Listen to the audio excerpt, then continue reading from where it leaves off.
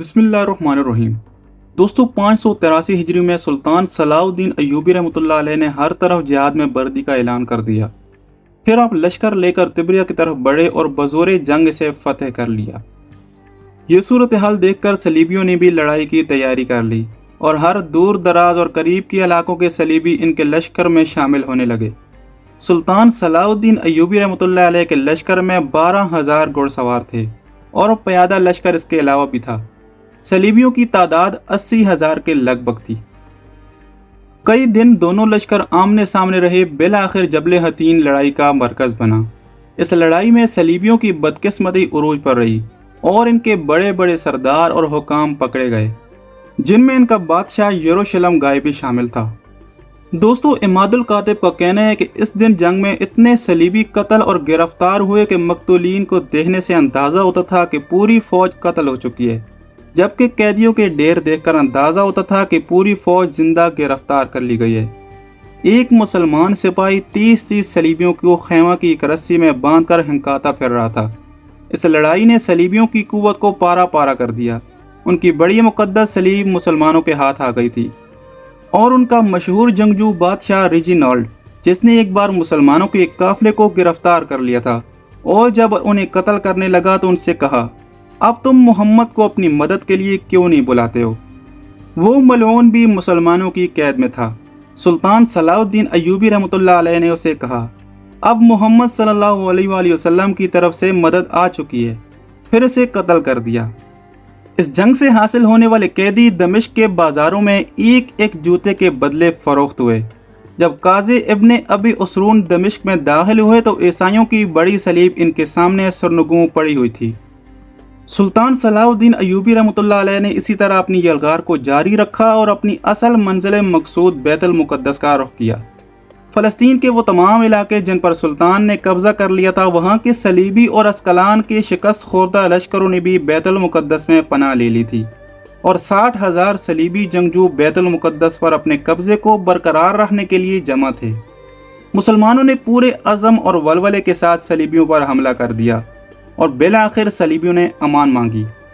सुल्तान ने उनकी दरख्वास्त कबूल कर ली और ये करार पाया कि बैतुल मुक़द्दस के तमाम मसीही फ़ी मर्द 10 दीनार, फ़ी औरत 5 दीनार और फ़ी बच्चा 2 दीनार फ़िदिया अदा करें। 40 दिन तक जो फ़िदिया नहीं देगा वो ग़ुलाम शुमार किया जाएगा। इस करारदाद के बाद सलीबियों ने बैतुल मुक़द्दस मुसलमानों के हवाले कर दिया और 91 साल से जारी जुल्म व बर्बरियत का वो दौर ख़त्म हो गया जिसने पूरी उम्मत मुस्लिमा के सर शर्म से झुका रखे थे और अल्लाह का ये पाक घर फिर अपने हकीकी पासबानों के हाथों में आ गया और मस्जिद अक्सा ने सुकून का सांस लिया। प्यारे दोस्तों, जब सलाउद्दीन अय्यूबी मस्जिद अक्सा में दाखिल हुए तो इसके एक हिस्से में खंजीर बंधे हुए थे और इसके गरबी हिस्से में फ़ौज के लिए बैतुल खिला थे और मेहराब को बंद कर दिया गया था। मुसलमानों ने फ़ौरन इसकी पाक सफाई का एहतमाम किया और मस्जिद में कीमती कालीन बिछा दिए गए और खूबसूरत और कीमती कंदीलों से इसे मुनव्वर किया गया। शोबान के पहले जुमे में 91 साल बाद मस्जिद अक्सा से दोबारा अज़ान गूंजी और इसके मिंबर से खुतबा दिया गया और सुल्तान ने इजहार तशक्कुर के लिए गुंबद सोगरा में नमाज अदा फरमाई, क्योंकि हज़रत उमर रज़ी अल्लाह ताला अन्हु के बाद अल्लाह ताला ने उन्हें बैतुल मुक़द्दस की फ़तह का एजाज़ बख्शा था। सलीबियों ने गुंबद सोगरा में जो तब्दीलियाँ कर दी थी वो ख़त्म कर दी गई और सुल्तान तकीउद्दीन ने खुद मस्जिद अक्सा में हाज़िरी दी और गुलाब के पानी से इसे गुस्ल दिया और अपने हाथों से झाड़ू देने की सआदत हासिल की और हर तरफ खुशबुएं बखेर दी। प्यारे दोस्तों, आज कई बरस गुजर चुके हैं कि मस्जिद अक्सा यहूदियों के नाजायज़ कब्जे में है। हमें चाहिए अपने दिल में इस नीयत और अज़म को पुख्ता करे जो नीयत और अज़म सुल्तान सलाउद्दीन अय्यूबी रहमतुल्लाह अलैह ने अपने दिल में पुख्ता किया था और बिलाखिर वो मस्जिद अक्सा को खंजीरों से पाक करने में कामयाब हो गए थे। बात सिर्फ अज़म की है, बात सिर्फ सच्ची नीयत की है। फिर ये अज़म और नीयत इंसान को घर नहीं बैठने देते और मंजिल पर पहुँचे बगैर चैन नहीं करने देते। सुल्तान सलाउद्दीन अय्यूबी रहमतुल्लाह अलैह भी हमारी तरह एक इंसान ही थे, लेकिन उनके दिल में ये बेचैनी थी कि मस्जिद अक्सा काफिरों के कब्ज़े में क्यों है। उनके दिल में ये ख्वाहिश थी कि अगर हम अपने मुक़द्दस मकामात की हिफाजत भी नहीं कर सकते तो फिर ज़िंदा रहने का क्या फ़ायदा। दोस्तों, उस ज़माने में भी मुसलमान इंतशार का शिकार थे। उस ज़माने में भी मुसलमानों की बड़ी तादाद जिहाद से गाफिल होकर ऐश परस्ती में पड़ चुकी थी اس زمانے میں بھی سفید چہرے والا کالے یورپ اسلام کو مٹانے کے لیے اور اس کے سینے میں صلیب گھونپنے کے لیے متحد ہو چکا تھا، مگر سلطان صلاح الدین ایوبی رحمۃ اللہ علیہ نے اپنے اوپر آرام کو حرام کر لیا تھا اور گھوڑے کی پشت کو اپنا تخت اور رات کے وقت مسلح کو اپنا بستر بنا لیا تھا۔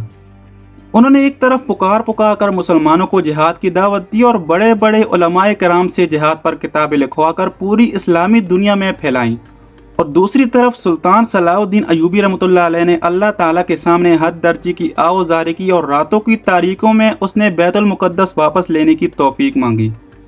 چنانچہ مسلمان بھی متحد ہو گئے اور آسمان سے مدد کے دروازے بھی کھل گئے، اور لاکھوں نفوس پر مشتمل صلیبیوں کی آہنی لشکر جو خود کو ناقابل تسخیر سمجھتے تھے، سلطان صلاح الدین ایوبی رحمۃ اللہ علیہ کے سامنے مکڑی کے جالے ثابت ہوئے۔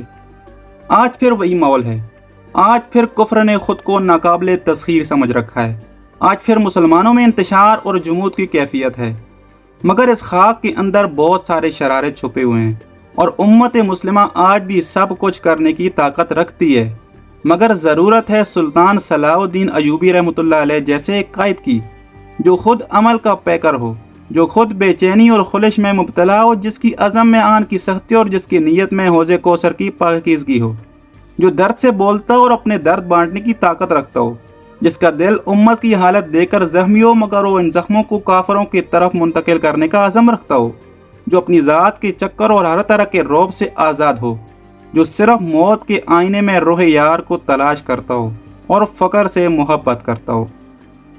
دوستو، آج ہر مسلمان کو جہاد کے لیے تیار ہونا ہوگا، آج ہر مسلمان کو اپنی ذات کے خول سے نکلنا ہوگا، آج ہر مسلمان کو اسلامی ممالک کی ایک ایک چکپا زمین آزاد کرانے کا عزم کرنا ہوگا، آج ہر مسلمان کو خون کے ایک ایک قطرے کا بدلہ لینے کی نیت کرنی ہوگی، آج مسلمانوں کو اسلام کی عظمت کی خاطر خاک اور خون میں تڑپنے کا شوق اپنے اندر پیدا کرنا ہوگا، تب انشاءاللہ خود انہی مسلمانوں میں سے کوئی نہ کوئی صلاح الدین ایوبی بھی پیدا ہو جائے گا اور کسی ماں کا بیٹا نور الدین زنگی رحمۃ اللہ علیہ جیسا بھی کہلائے گا۔ جی تو پیارا دوستو، کیسی لگی آج کی یہ ویڈیو؟ امید ہے آج کی ویڈیو آپ کو کافی پسند آئی ہوگی۔ بہت جلد ملتے ہیں ایک نئی تاریخی اور انفارمیٹیو ویڈیو کے ساتھ، تب تک کے لیے اپنا اور اپنے پیاروں کا ڈھیر سارا خیال رکھیے گا۔ اللہ نگہبان۔